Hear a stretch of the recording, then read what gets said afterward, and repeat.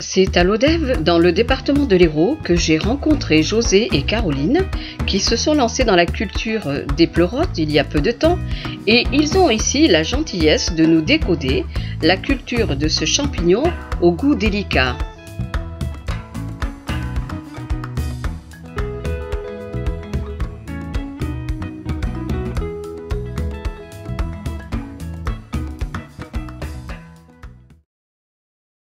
J'ai là actuellement de la paille de petite épaule, mais ça fonctionne aussi avec de la paille de riz d'un ami à moi qui est sur la Camargue et qui me fournit en paille de riz. Et cette paille de riz est bio puisqu'il fait entretenir ses rizières par des canards. Donc il n'y a aucun pesticide ni quoi que ce soit. Et voilà, et la Camargue n'est pas loin et en plus c'est du local.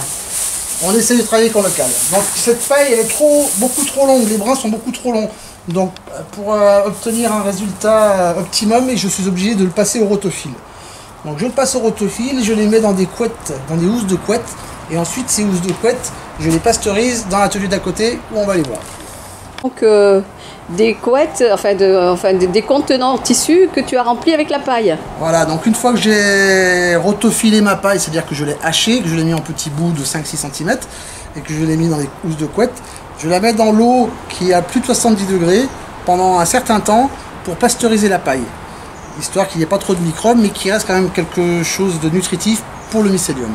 Et une fois que cette paille est pasteurisée, on la sort de la housse et on la dépose dans ces bacs inox afin de les égoutter et surtout de les faire refroidir.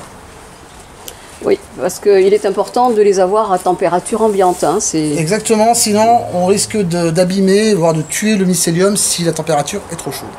Donc maintenant on va sortir la paille qu'on a pasteurisée. Donc on la sort en plusieurs fois parce qu'on n'a pas suffisamment de place dans les bacs pour la faire égoutter et refroidir. Et puis une paille qui est sec à 20 kg, quand vous la sortez, elle fait 60 kg. Ah oui, il faut être costaud. Donc je laisse s'écouler un petit peu, enfin s'égoutter un petit peu.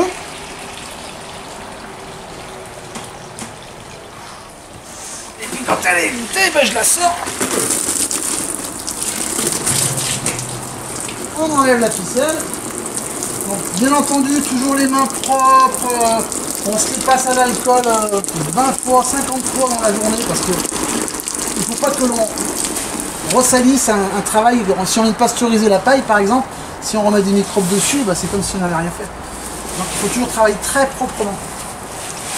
C'est la chose, je pense que c'est l'un des secrets de la réussite. Parce que depuis le temps que l'on fait des champignons, disons 3 mois, on s'est rendu compte que c'était quand même le Pleurotus striatus, c'était un champignon qui était quand même assez adaptable par rapport au climat. Et voilà. Donc ma paille, elle est sortie. Donc là vous avez un mélange de paille. La jaune c'est la petite épeautre et la plus verdâtre c'est celle de riz. Et là, on la laisse comme ça. Et là c'est chaud. Je suis avec des gants, toujours. Là c'est chaud. Les gants, je mets de l'alcool régulièrement. Et là on doit être à 60 degrés. Ah oui, d'accord. Voilà. Donc la sortie de la dernière couette. Donc comme tout à l'heure, je la sors un petit peu de l'eau pour les goûter grossièrement. On voit que ça fume encore.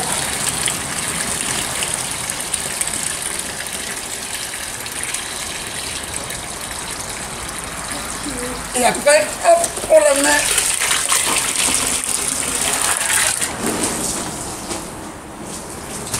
dans les éviers pour qu'elle finisse de s'écouler.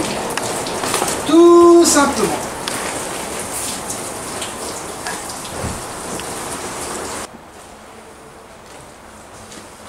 Donc, une fois que la paille pasteurisée s'est bien égouttée et a refroidi, surtout, on la met sur le plan de travail ici, où on contrôle aussi la température, il ne faut pas que ce soit trop chaud pour ce qu'on appelle larder.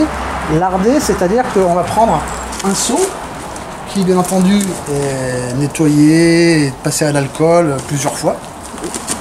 mais qui sera réutilisable par rapport à des sacs plastiques qui existent en fonctionnement général. Et une fois le substrat est passé, le sac plastique part à la poubelle et on ne réutilise pas le plastique. Alors que le seau, nous on espère bien les réutiliser, voire 10-15 fois.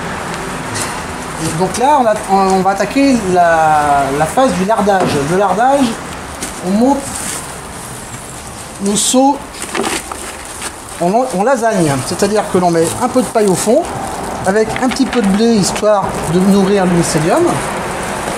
Une fois qu'on a fait ça, je rajoute un mélange de mycélium, dans lequel il y a du mycélium, il y a du blé, il y a de l'orge, enfin il y a différentes choses. Ça c'est pour nourrir ça c'est le mycélium, c'est le champignon qui va justement proliférer dans ce milieu humide et chaud. Oui. Mais pas trop chaud non plus. Là je mets un petit peu aussi de 4,90, c'est du calcaire. Un calcaire pour l'équilibrage du pH, c'est ça? Exactement. Ça c'est du mycélium qu'on achète directement via internet, qui est conditionné en 5 litres, qui correspond à peu près à 3 kg. Donc le mycélium, il est nourri comme le reste avec du blé, du lin, etc. Et ce mycélium, on le met en petits morceaux et on le mélange avec un petit peu de blé et ensuite on monte en lasagne dans les seaux au moment du lardage. Et c'est ce qui va nous permettre d'avoir des champignons.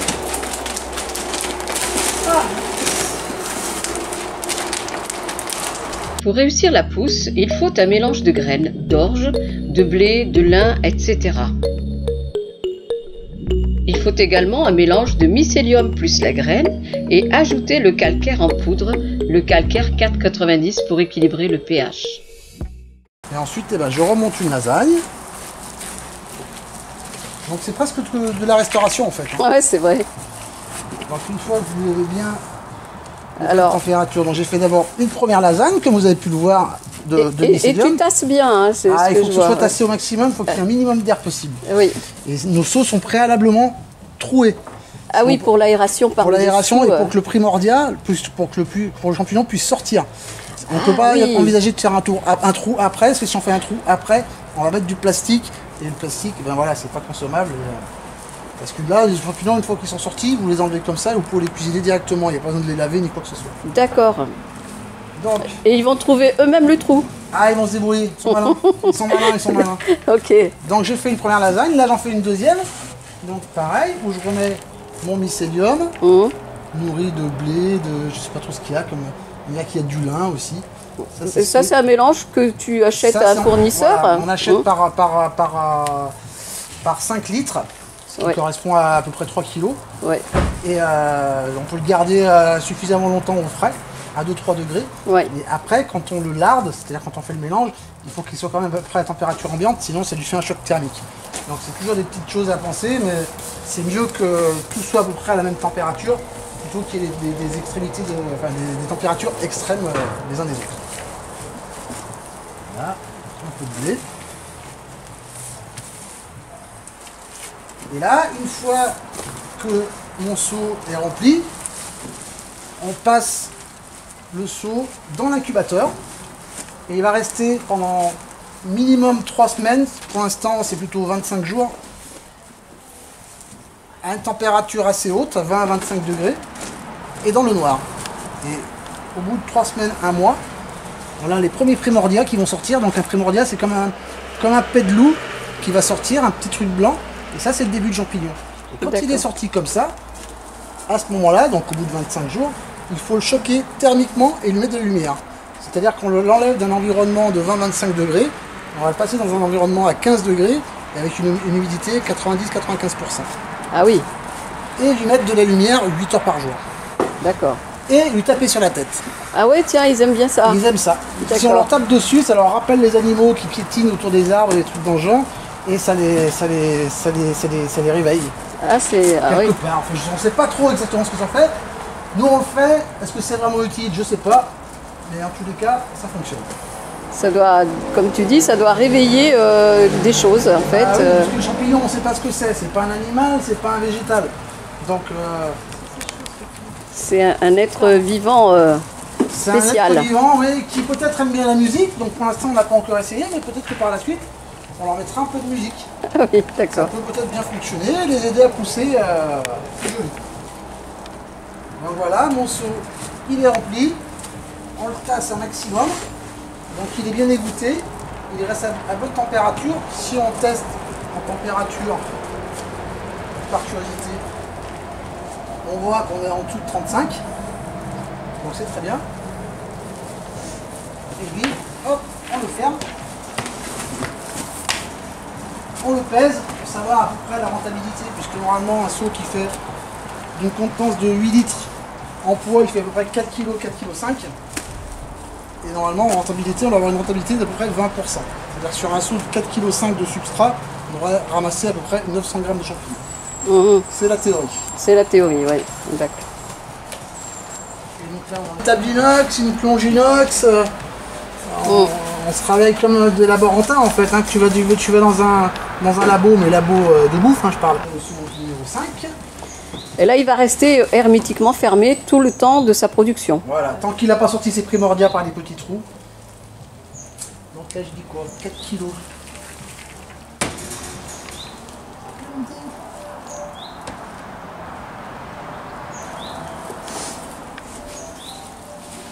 En tout cas, ça sent très bon. Ça sent vraiment le naturel. C'est vrai, c'est agréable. Hein.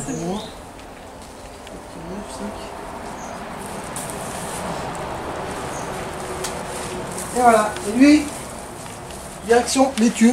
Si vous voulez m'accompagner pour que je vous montre l'étui.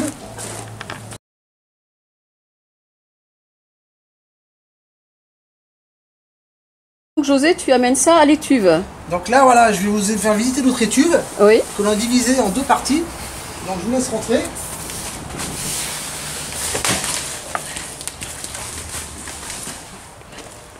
Donc là, vous avez une première partie que l'on appelle la partie de fructification. C'est-à-dire qu'on garde un milieu très humide, à température moindre. Donc là, on doit être à 16-17 degrés. Et surtout pas de CO2, au minimum de CO2. Mais par contre, avec de la lumière. Et la lumière, on la met comme une journée. C'est-à-dire qu'on la met à partir de 8 h du matin. Et le soir, à 4-5 h, on la coupe. Il faut que ça reste à peu près à la lumière entre 8 et 9 h par jour. 6 à 9 h par jour. Mais ça, par contre, ça part. Donc c'est mon nouveau seau que je viens de larder et qu'il faut qu'il incube pendant une vingtaine de jours, 20-25 jours. Donc ce seau, je le mets dans une autre pièce qui est légèrement plus chaude. Une température un peu plus chaude. Donc mais... là, on est plutôt aux alentours des 22-23 degrés. Oui. Et par contre, on est dans le noir absolu. D'accord. Noir absolu et avec une circulation d'air au sol pour éviter qu'il y ait trop de remontée de CO2. D'accord, oui. Et donc là, avec ces appareils-là, je contrôle mon CO2, ma température ambiante et mon hygrométrie. Donc l'hygrométrie, il faut que je sois entre 80 et 90%. Et la température, il faut que je sois à 20-22. Et le CO2, il faut que je sois en dessous de 1500 ppm. D'accord. Donc là, on va le laisser se mettre à 0. Là, il est en train de faire un petit compte à rebours. Et après, je pourrais même vous mettre de la lumière, je crois, pour qu'on puisse voir. Voilà, donc j'ai 534 de CO2, j'ai une température de 21 et j'ai une hygrométrie de 86. Donc on est très très bien. On est dans les... On est dans les clous. On est dans la norme, dans la bonne fourchette.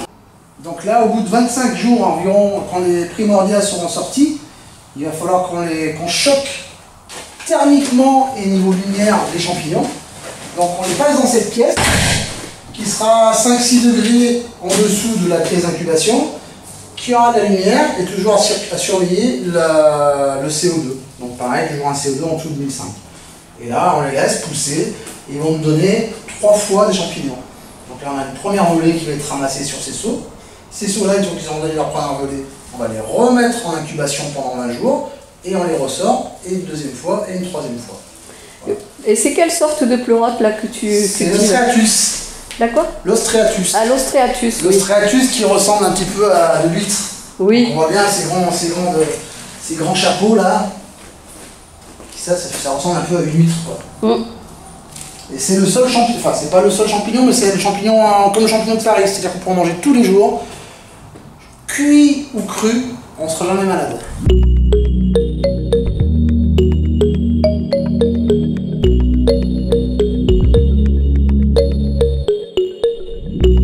Le pleurote ostreatus qui a une forme d'huître. Oui. Voilà, on voit comme ça. Et donc ils sont prêts à consommer. Surtout ne pas les laver sinon vous allez les gorger d'eau. C'est ou cru en salade ou cuit vite fait à la poêle et ensuite vous le mettez à l'ail, à l'huile dans un petit pot et ça vous fait un petit condiment très très bon. Merci beaucoup José, merci beaucoup Carole. C'est vraiment vachement intéressant ce que vous faites. Moi en tout cas j'ai apprécié beaucoup cette visite. Et puis écoutez, je vous souhaite beaucoup de succès.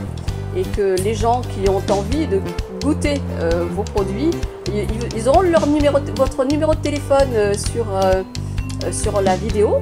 Et je sais en parlant avec vous que vous serez ravis de converser avec eux. Voilà. Merci beaucoup et puis très bonne continuation à vous. Merci, au plaisir.